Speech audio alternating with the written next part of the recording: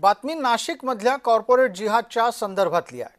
TCS लैंगिक अत्याचार आणि बळजबरीने धर्मांतर घडवून आणण्याच्या प्रकरणामध्ये एक आणखी गुन्हा दाखल झालाय। या प्रकरणामधली एक महत्त्वपूर्ण आरोपी असलेल्या निदा खान हिला आश्रय देण्याच्यासाठी आपलं घर उपलब्ध करून देणाऱ्याच्या विरोधात हा गुन्हा दाखल झालाय। त्याचं नाव हनीफ शेख असं आहे। हनीफनं MIMचा नगरसेवक मतीन पटेल याच्या सांगण्यावरून निदाला आश्रय उपलब्ध करून दिला होता।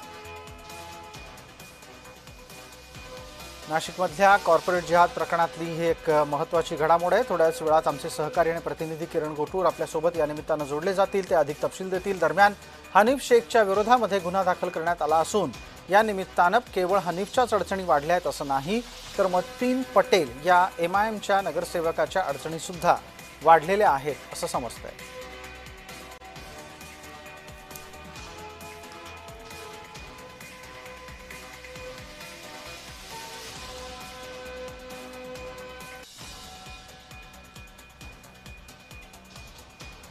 आमचे सहकारी आणि प्रतिनिधी किरण गोटूर नाशिकहून जोडले गेलेले आहेत। किरण, ज्या पद्धतीनं हनीफवर गुन्हा दाखल केलाय, कोणत्या कलमांतर्गत हा गुन्हा आहे आणि यात सांगितलं काय जातंय?